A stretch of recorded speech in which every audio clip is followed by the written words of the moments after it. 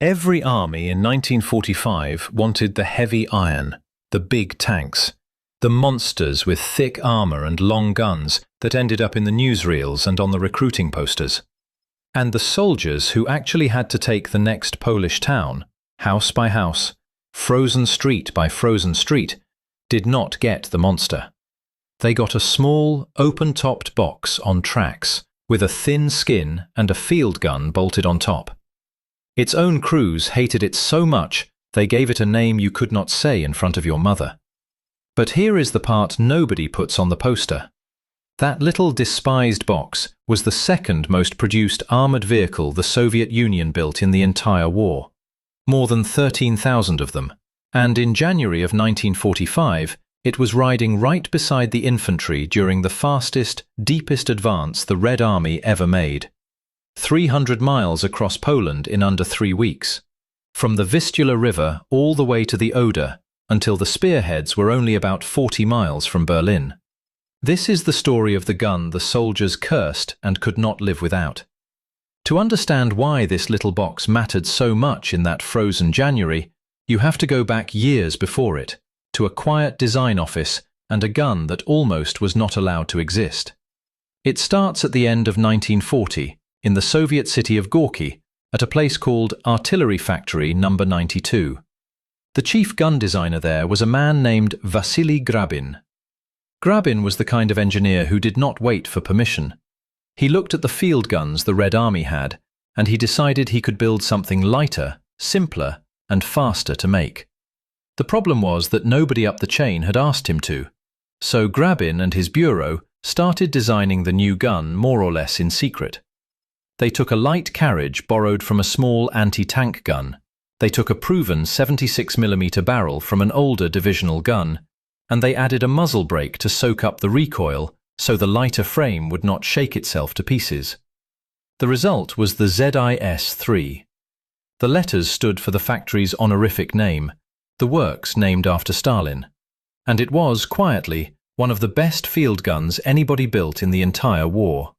It was accurate, it was reliable, and above all it was cheap and fast to produce, which in a country fighting for its life mattered more than almost anything.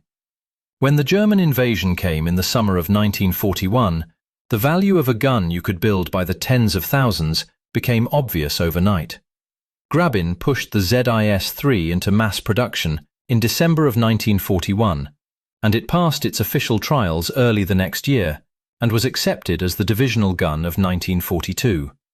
Remember that gun. It is the heart of this whole story, and it has not even climbed onto tracks yet. While Grabin was building his gun, other Soviet engineers were wrestling with a different problem. The Red Army needed cheap, simple armor that ordinary factories could turn out in huge numbers, because the great tank plants were stretched thin building the medium and heavy machines. The answer was a tiny two-man light tank called the T-70. Its prototype was finished in February of 1942. It was small, it was light, and it had a clever, cheap power plant. 2 ordinary truck engines, the kind used in Soviet trucks, each one rated at about 70 horsepower, for a combined 140. The Soviets eventually built more than 8,000 of these little tanks. By itself, the T-70 was not going to win the war. Its gun was too small and its armor too thin to stand against a real German tank. But its chassis, that cheap, reliable, easy-to-build chassis, was about to become the skeleton of something far more important. Here is where the two threads come together.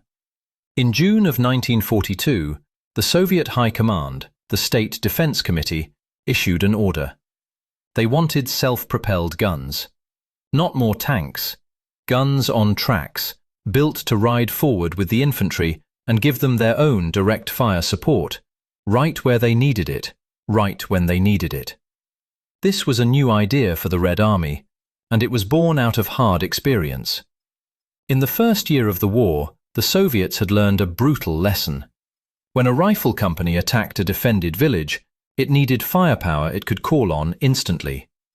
Towed artillery was too slow to bring up and too exposed once it arrived. Tanks were precious and were always wanted somewhere else, leading the breakthrough. The infantry kept getting pinned down in front of strongpoints, with nothing of their own to break them. So the doctrine that emerged in 1942 and 1943 was simple. Give the foot soldier his own gun on tracks. Something that could roll right up the street with him and blow open whatever was in the way. A designer named Semyon Ginsberg took Grabin's excellent 76mm ZIS-3 gun and married it to the cheap, proven T-70 chassis. He stretched the hull, added a road wheel on each side to make room for the gun, and mounted the weapon in an open compartment at the back. The logic was beautiful. The Red Army was bleeding to keep up production of everything at once, and here was a way to give the infantry their own gun without building anything truly new. Take a gun the factories could already build in their sleep, bolt it onto a chassis the factories could already build in their sleep, and you had a self-propelled gun that could be churned out by the thousand. No exotic engine, no special steel, no rare parts that would choke a struggling supply line. On paper, it was perfect. It was accepted into service in December of 1942 as the SU-76, and then it nearly died on the launch pad. Because the first version had a fatal flaw, and it was hiding in the engines. The designers had taken the T-70's two truck engines and mounted them side by side, in parallel, with each engine driving one track. It sounds reasonable. In practice, it was a disaster. The two engines never ran perfectly in step, and the difference between them sent violent vibrations and uneven loads tearing through the gearboxes and the drive shafts. The very first batch went to the front near Leningrad in early 1943. Within about 10 days, most of them had broken down. Not from enemy fire, from their own drivetrains shaking themselves apart. The Soviets tried to fix it by strengthening the shafts. That only made it worse. The vehicles failed even faster. By March of 1943, after only around 560 had been built, the whole program was stopped dead. Production halted. The infantry's promised gun was sitting in repair yards, broken, before it had really fought at all. This is the part of the story that gets skipped, and it should not be, because it is a genuine engineering rescue. Two designers at the Gorky plant, Nikolai Astrov and Andrei Lipgart, went back to the drawing board. The fix was elegant in its simplicity. Instead of two engines side by side fighting each other, they put the two engines in a line, one behind the other, coupled together and driving the tracks through a single conventional transmission, all mounted along the right side of the hull. The vibrations went away. The breakdowns stopped. The new, reliable version was called the SU-76M, and mass production started up again in February and March of 1943. After that, the floodgates opened. Until the end of the war, the factories turned out no fewer than 13,900 of them, and the great plant at Gorky alone built around 9,000. The despised little gun that had nearly been cancelled became history's most produced self-propelled gun. The fix worked. Now the gun just had to prove it belonged on the battlefield. So let me show you the machine the crews actually got, because every part of it explains how it fought. This thing weighed only about 11 tons. A German Tiger weighed nearly 60. The fixed SU-76M used those two truck engines, now in line, putting out around 170 horsepower, and it could move at about 28 miles an hour on a road. It was roughly 16 feet long and only about 7 feet tall, low and small and easy to hide in a tree line or behind a barn. It carried that proven 76mm ZIS-3 gun, accurate and reliable, able to punch through a wall, drop a shell into a building, or stop a tank if it had to. The armor, though. The armor is where the soldiers started swearing. The thickest plate on the front was about 25mm. That is enough to stop rifle fire and shell splinters, and not much more.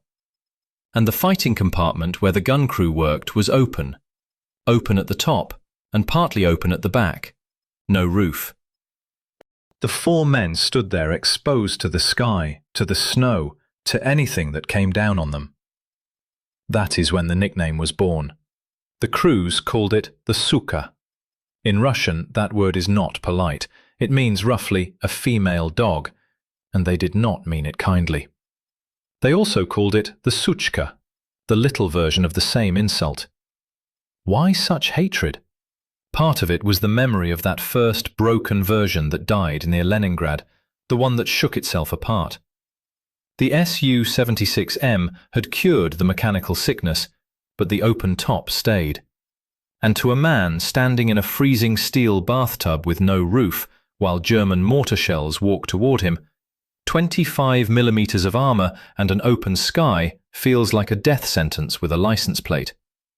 Here is the twist that makes this whole story worth telling. The men inside the Suka hated it. The men walking next to the Suka loved it. Think about what the infantry actually needed. They needed to talk to the gun crew. In a sealed tank, the crew is buttoned up behind thick steel, half blind, screaming into a radio. A rifle sergeant cannot just run up and point at the window where the enemy machine gun is hiding. But the SU-76 was open. A soldier on foot could trot right up beside it, climb on the side, and yell directly at the gunner. "Put a round through that wall. Hit that cellar. There is a gun behind those logs on the left." The open top, the thing the crews cursed, was the exact thing that made it the best friend the infantry ever had. And there were a lot of friends to go around. Remember that number, more than 13,000 built. The factory at Gorky alone turned out the majority of them. While the glamorous heavy tanks rolled off in the hundreds, the humble Suka rolled off in the thousands, and it went everywhere. Every rifle division wanted them. But the gun had to earn that trust, and it earned it the hard way in the biggest battles of the war. The fixed SU-76M was adopted in the summer of 1943, right as the colossal armoured clash at Kursk was raging. Early on, the Soviets tried using the thin-skinned little gun as a tank hunter, and that was a mistake. Sent out to duel German armour in the open, with its paper-thin sides, it died. The lesson was learned fast. When a better dedicated tank destroyer, the SU-85, arrived in early 1944, the SU-76 was handed the job it was actually born for: infantry support. Riding with the foot soldiers, breaking strongpoints, clearing the path. And in that role it became indispensable. During the gigantic summer offensive of 1944, the one that shattered the German centre, the little Suka proved its real worth. Picture the ground the Red Army had to cross in that campaign. Forests, rivers, and endless Byelorussian marshland that any sensible commander would call impassable for armour. The Germans certainly thought so, and they anchored their defences on the dry, firm approaches where they expected the tanks to come. But the Suka weighed only about 11 tons. It was light enough to be pushed and dragged across swamps and soft ground that a 60-ton heavy tank would have sunk into without a trace. So the attacks came from directions the Germans had written off as safe.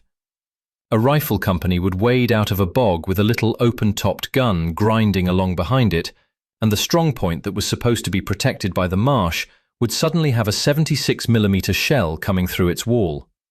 Foot soldiers and engineers with a Suka beside them could knock out a position and keep moving, again and again, all the way across the ruined front. By the back half of the war, the SU-76 had basically taken over the job that infantry support tanks used to do. It was not the strongest, not the toughest, not the prettiest. It was simply always there. Now hold that picture in your mind, because in January of 1945, the Red Army was about to ask the Suka to do the impossible, and it was about to deliver. To see how high the stakes had climbed, look at how far the war had swung. 2 years earlier, in the winter of 1943, the German army that had reached deep into the Soviet Union had surrendered the frozen ruins of Stalingrad, and the momentum on the Eastern Front had changed hands for good. After that, the Germans never won another decisive victory in the East. That summer came Kursk, the largest tank battle in history, and when it was over, the Germans never launched another great offensive against the Soviets again. From that point on, The Red Army was the one attacking, and the Suka was riding forward with it. Then, in the summer of 1944, the Red Army unleashed an offensive against the German centre so total that it destroyed 28 German divisions and inflicted something like 450,000 casualties in a matter of weeks. Whole armies were swallowed. That blow tore a hole hundreds of miles wide in the German line and sent the survivors reeling all the way back to Poland. It was the Prelude. It set the stage. It put the Red Army on the banks of the Vistula and pointed it straight at Berlin. And it meant that by January of 1945, the men who would ride the Suka into Poland were not green troops trying something new. They were veterans who had already learned, town after town, exactly what their ugly little gun was good for. By the start of 1945, the front line sat on Polish soil, along the Vistula River, and across that river, the Red Army had built up 3 bridgeheads on the western bank. Footholds. Pieces of ground on the enemy's side of the water, packed with men and guns and ammunition, waiting. The scale of what was waiting is hard to take in. For this single operation, the Soviets gathered more than 2.2 million soldiers, thousands of tanks and assault guns, almost 14,000 field guns, thousands of mortars and rocket launchers. 2 enormous formations would do the smashing. Marshal Georgy Zhukov commanded the 1st Belarusian front in the bridgeheads around Warsaw at places called Magnujew and Puławy. To the south, Marshal Ivan Koniev commanded the 1st Ukrainian front in the big bridgehead at Sandomierz. Between them, they held the hammer that was about to come down. And riding in those bridgeheads, packed in among the rifle divisions, were the Sukas, hundreds of little open-topped guns waiting for the order to move. Facing them stood German Army Group A, holding the Vistula line under General Joseph Harp. On paper, it was a force. In reality, it was stretched thin, short on fuel, short on reserves, and forbidden from pulling back to better ground. The order from above was always the same. Hold. Do not retreat. Stand on the river. It was an order that would help destroy them. On the 12th of January, it started. Koniev's guns opened up first out of the Sandomierz bridgehead. Then Zhukov. The artillery barrage was so heavy it did not just kill the German front line, it erased it. Whole forward positions simply stopped existing. And out of the bridgeheads came the flood. The tanks led, the great T-34s, and the heavy self-propelled guns punching the holes. And then, right behind them, riding with the rifle divisions pouring through those holes, came the Sukas. This is the moment the despised little gun was built for. Stay with me, because this is where the 300 miles begins. When a Soviet rifle division broke through and started racing west, it did not race into empty country. It raced into towns. Polish towns full of stone houses, churches with thick walls, factories, rail stations, every one of which the Germans could turn into a strongpoint in an afternoon. A machine gun in a second-floor window can pin down 100 men in the snow. An anti-tank gun hidden behind a wall can stop a whole column. The infantry could not just wait around for the big tanks to come back and help. The big tanks were already gone, chasing the breakthrough deeper. So the Suka did the dirty work. It rolled up the street with the riflemen. When the machine gun opened up from the window, the soldiers pointed, and the SU-76 put a 76mm shell through the wall. When the strongpoint was in the church, the Suka parked at the end of the road and knocked the corner off the church until the gun inside went quiet. House by house, block by block, town by town, the little open-topped gun cleared the path so the men could keep moving. This was exactly the work the planners back in 1942 had dreamed of when they first ordered a gun on tracks for the infantry. Now, in the snow of Poland, the dream was real. And move they did. After only 4 days, the Red Army was through the German defences and out into the open. and the advance turned into something the war had rarely seen. Soviet spearheads were covering 20 miles a day, some days more. On the 17th of January, they took Warsaw. On the 19th, they took Krakow. The German command was reeling. That same day, the 17th, General Harp was relieved of command. The man brought in to replace him at the head of the crumbling army group was General Ferdinand Schorner, a hard man with a reputation for brutal discipline. It did not matter. You cannot discipline your way out of a collapse this complete.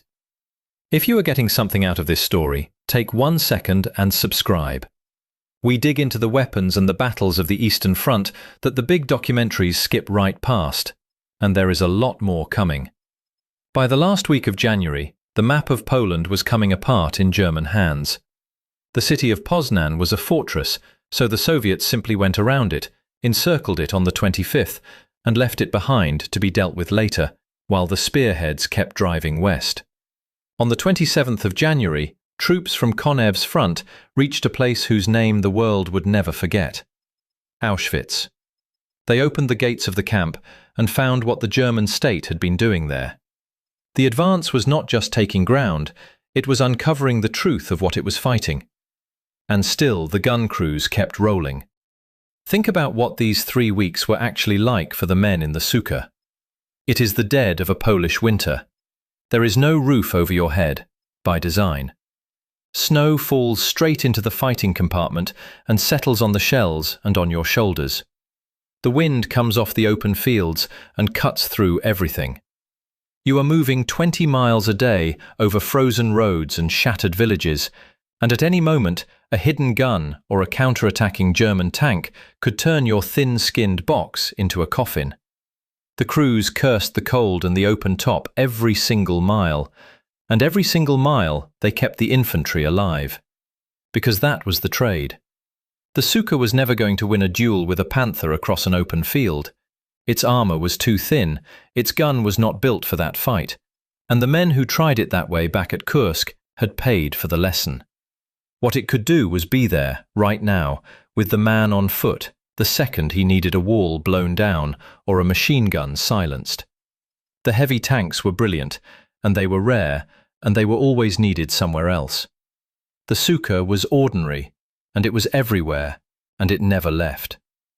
On the German side, this was the nightmare made real. Army Group A, which on the 25th of January was renamed Army Group Center as the High Command shuffled the deck, was not retreating in good order. It was disintegrating. Units were cut off, overrun, or simply melting away as the Soviet rifle divisions and their little tracked guns poured through every gap. The order to hold the line had left them no room to trade space for time. So they lost the space, and the time, and the army, all at once. And the speed never let up. From the Vistula to the Oder is roughly 300 miles. The Red Army covered it in under 3 weeks. By the very end of January and the first days of February, the lead elements had reached the Oder River and were forcing crossings. Zhukov's men got bridgeheads on the far bank. They were now standing about 40 miles from Berlin.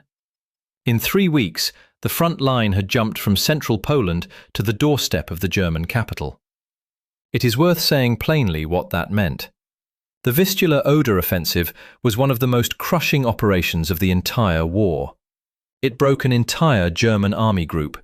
It tore Poland out of German control, and it put Soviet soldiers within striking distance of Berlin itself. And in among the famous tanks and the massed artillery, and the marshals whose names ended up in the history books, there was that small, ugly, open-topped gun, doing the unglamorous work that made the famous part possible. Here is what I keep coming back to. We remember the heavy iron. We remember the monsters. But a breakthrough is only as fast as the infantry can hold the ground behind it, and the infantry could only move that fast because something was riding beside them, clearing the way. That something was the gun its own crews hated, the Suka. The little box that started as a half-secret field gun in Grabin's bureau climbed onto a tiny tank chassis, nearly died of its own broken engines, got fixed by 2 stubborn designers, and ended up carrying the Red Army 300 miles in 3 weeks. It was never about being the toughest, it was about being there. 13,000 of them, in every town, beside every rifle company, in the worst winter of the war. The crews cursed the open sky, right up until the moment a soldier on foot leaned in and pointed at the window where the enemy was waiting, and the gun answered, and that soldier got to take one more step west. The big tanks got the glory, the Suka got the job done. And in January of 1945, the job was 300 miles long. If you want to see how the rest of this story ends, the road from the Oder to Berlin, that battle is coming next, and you do not want to miss it. Subscribe, and I will see you on the next one.